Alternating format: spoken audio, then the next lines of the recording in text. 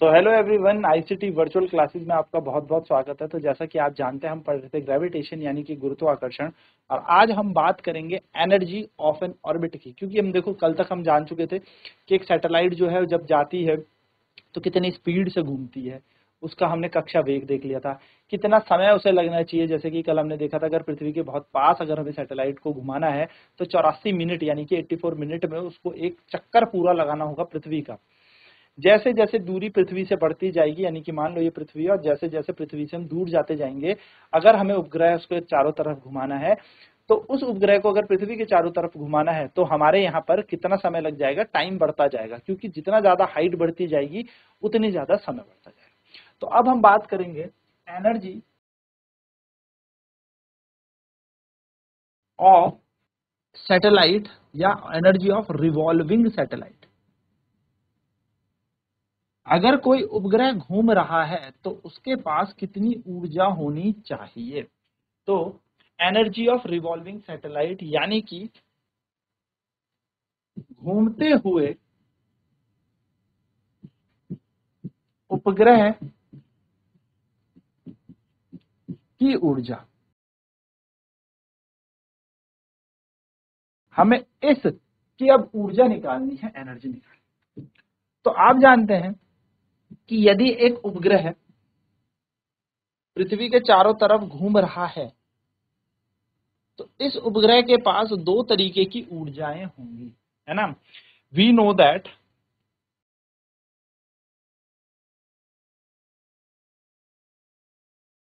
a satellite revolving around the earth has potential energy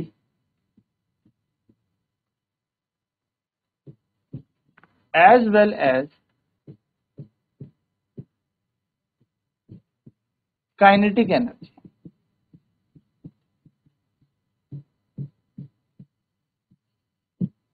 हमें पता है कि यदि कोई उपग्रह पृथ्वी के चारों तरफ चक्कर काटता है तो उसके पास स्थैतिक ऊर्जा और गतिज ऊर्जा दोनों होती है। हमें पता है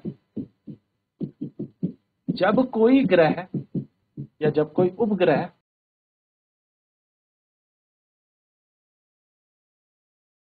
पृथ्वी के चारों ओर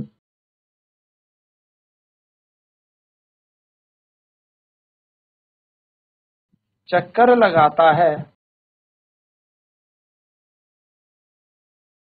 इस उपग्रह के पास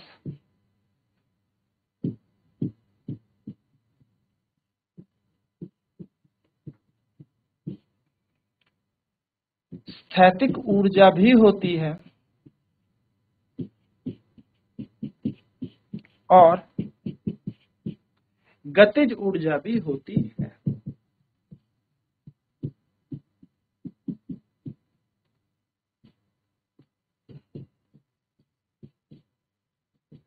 तो हमें पता है इसके पास स्थैतिक ऊर्जा भी है और गतिज ऊर्जा भी है, यानी कि इसके पास दोनों काइंड की एनर्जीज है। पोटेंशियल एनर्जी भी है और काइनेटिक एनर्जी भी। और अगर पोटेंशियल और काइनेटिक दोनों है तो टोटल एनर्जी कैसे निकाली जाएगी, कुल ऊर्जा कैसे निकाली जाएगी, इन दोनों के योग से, इन दोनों के सम से। चलिए तो जल्दी से इसे नोट करें कि मानव m मास की हमारा उपग्रह है जो v0 वेग से चारों तरफ घूम रहा है हमारे पृथ्वी अर्थ के चारों तरफ। पृथ्वी का द्रव्यमान me है और पृथ्वी की जो त्रिज्या है वो कितनी है, r। जल्दी से नोट करेंगे। तो यदि कोई उपग्रह है और वो पृथ्वी के चारों तरफ चक्कर लगा रहा है तो इसके पास दो ऊर्जाएं होंगी। एक तो पृथ्वी के गुरुत्वाकर्षण क्षेत्र के कारण इस पे गुरुत्वाकर्षण स्थैतिक ऊर्जा होगी, यानी कि due to the gravitational field of the earth it has a gravitational potential energy. And second, क्योंकि ये मोशन कर रहा है, गति कर रहा है, तो इसके पास गतिज ऊर्जा होगी, यानी कि गति कर रहा है तो गतिज ऊर्जा होगी, यानी कि मोशन कर रहा है तो काइनेटिक एनर्जी भी इसके पास होगी। तो दो एनर्जी सैटेलाइट के पास होती है, एक तो gravitational potential energy and second one is kinetic energy, यानी कि गुरुत्वाकर्षण स्थैतिक ऊर्जा, और दूसरी होती है गतिज ऊर्जा। दो ऊर्जाएं इस उपग्रह के पास है, ठीक है। चलिए तो मान लेते हैं late me equal is the mass of earth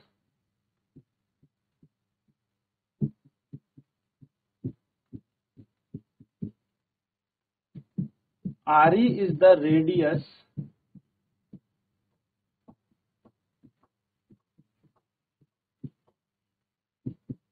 of the earth, m is the mass of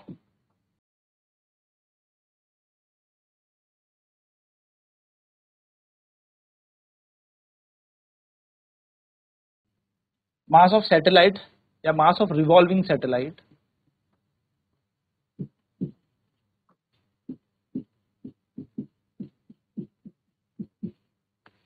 ठीक है। माना क्या हमने कहा me जो है,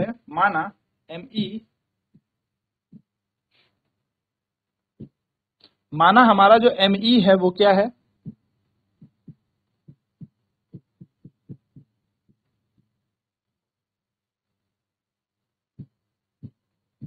पृथ्वी का द्रव्यमान है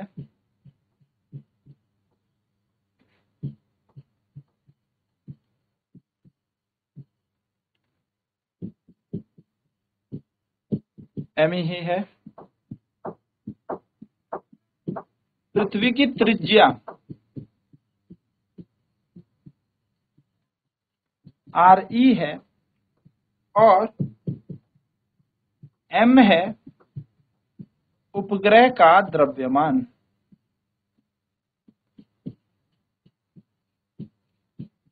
कि उपग्रह का द्रव्यमान कितना है, m है, ठीक है। अब ये द्रव्यमान के पास जो ग्रेविटेशनल पोटेंशियल एनर्जी होगी, the gravitational potential energy of satellite,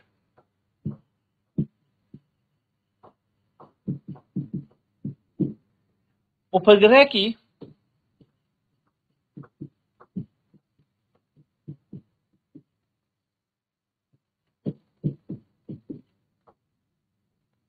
gravitational होगा, ठीक, गुरुत्वाकर्षण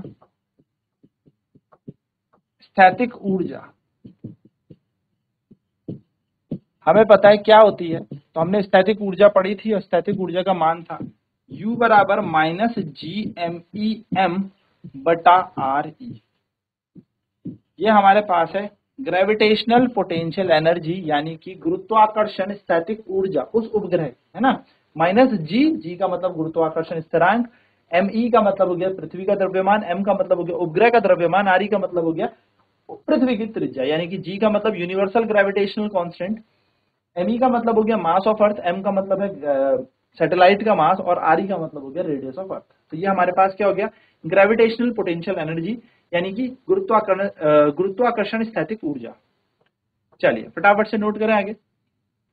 तो हमारे पास ग्रेविटेशनल पोटेंशियल एनर्जी आ गई -GMEM अपॉन RE, स्क्वायर नहीं होता, ठीक है, याद रखेंगे। अब जैसे कि आपको पता ही है, जो उपग्रह है ये कितने वेग से घूम रहा है, v0 वेग से घूम रहा है, इसका द्रव्यमान क्या है, m है। तो अगर मैं बात करूं यहां पर द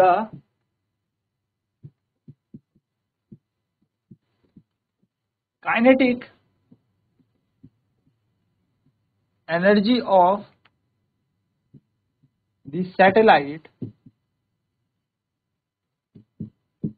यानी कि उपग्रह की अगर मैं क्या निकालूं, गतिज ऊर्जा,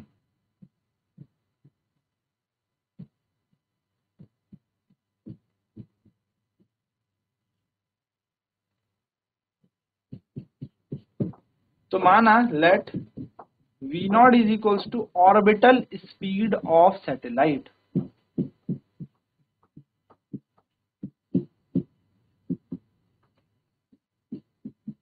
v0 क्या है, v0 है उपग्रह का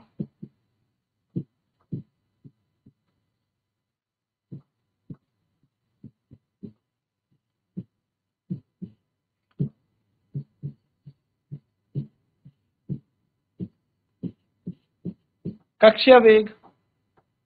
तो गतिज ऊर्जा क्या बन जाएगी, गतिज ऊर्जा बन जाएगी हाफ mv0 का स्क्वायर, ये बन जाएगी काइनेटिक एनर्जी, है ना।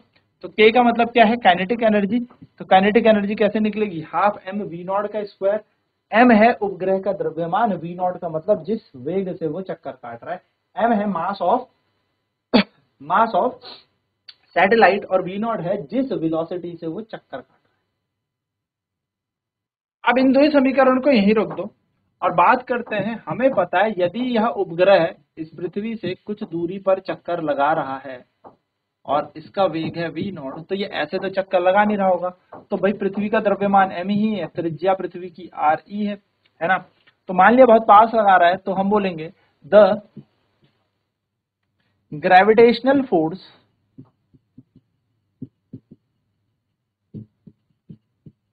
बिटवीन अर्थ एंड सैटेलाइट, पृथ्वी और उपग्रह के बीच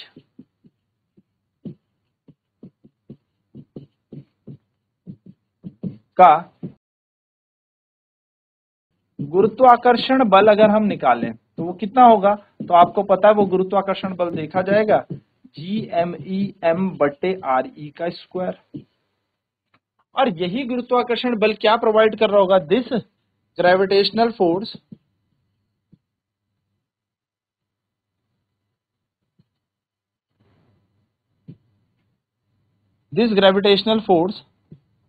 is providing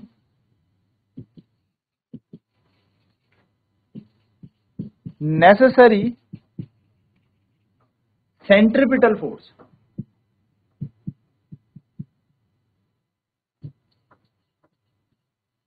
ये गुरुत्वाकर्षण बल क्या दे रहा होगा, ये ही गुरुत्वाकर्षण बल आपको अभिकेंद्र बल दे रहा होगा।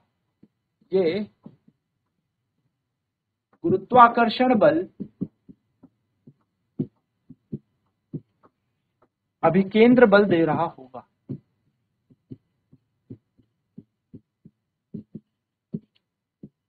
तो अभिकेंद्र बल कितना होता है, अभिकेंद्र बल कितना होता है, अभिकेंद्र बल होता है F बराबर mv का स्क्वायर बटा r, यही अभिकेंद्र बल। तो ये दोनों के दोनों जो बल हैं, यानी कि जो गुरुत्वाकर्षण बल है जिसका नाम है GMEm/re का स्क्वायर, ये किसके बराबर हो जाएगा, mv0 स्क्वायर अपॉन re के, re से एक re कट गया और यहां से हमें mv0 के स्क्वायर का मान मिल जाएगा GMEm/re। ठीक है, चलिए यहां पर इसको नोट करेंगे। तो यहां से हमने क्या निकाल दिया, mv0 स्क्वायर के मान को निकाल लिया, और इस mv0 स्क्वायर को हम कहाँ रखेंगे, इस समीकरण 2 पे रखेंगे। ठीक है, तो put in equation number 2, put in equation number 2।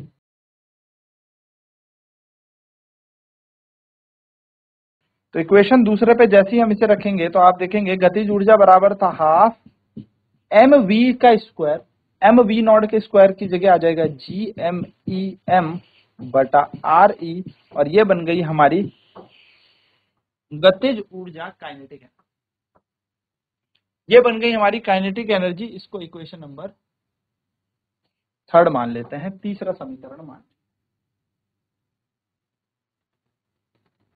तो गतिज ऊर्जा का मान आ गया। अब हमें निकालनी है टोटल एनर्जी।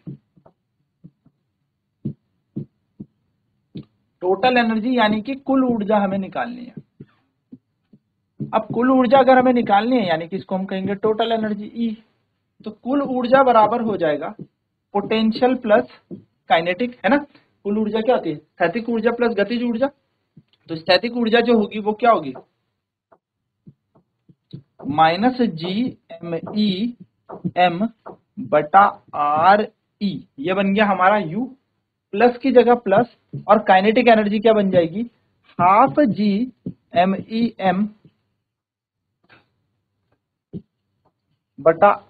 देखिए आपने कुछ नहीं किया, आपने गतिज ऊर्जा का मान लगा दिया, आपने स्थैतिक ऊर्जा का मान लगा दिया। कुल ऊर्जा निकाल लेते हैं, तो क्या कॉमन आ जाएगा इससे, GMEm/re को ले लिया हमने कॉमन, यहां बचेगा माइनस का 1 प्लस का 1/2।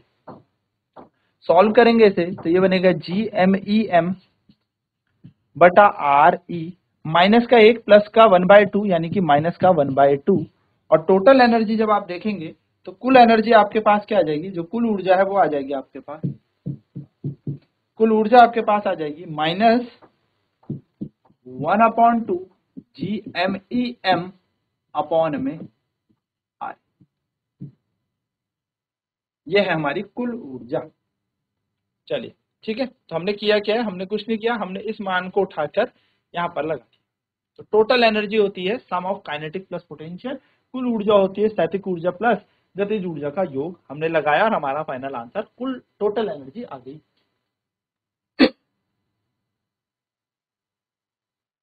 तो हमारी कुल ऊर्जा ये बन गई। ठीक है, तो टोटल एनर्जी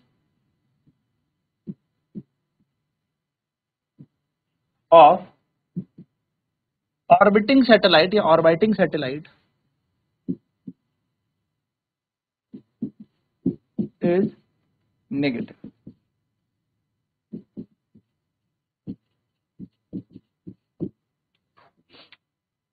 उपग्रह की कुल ऊर्जा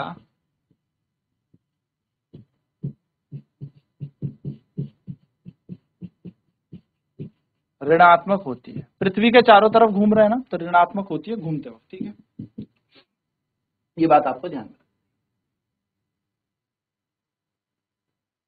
तो ये था हमारा टोटल एनर्जी का कॉन्सेप्ट कि कुल ऊर्जा क्या होती है जब कोई उपग्रह हमारे पृथ्वी के चारों तरफ चक्कर लगा रहा होता है, यानी कि when a satellite is revolving around the earth, what is the total energy, so it is -1/2 GMEM upon R। ये हमने देख लिया। अब एक इसमें लास्ट टॉपिक बचता है जिसका नाम है बाइंडिंग एनर्जी, जो हम करेंगे कल, यानी कि बंधन ऊर्जा, और उसके बाद ये हमारा चैप्टर यानी कि पूरा का पूरा पार्ट हमारा हो जाएगा खत्म। तो आज की क्लास में हम इतना ही करेंगे। ICT वर्चुअल क्लासेज में जुड़ने के लिए धन्यवाद। आपका दिन शुभ।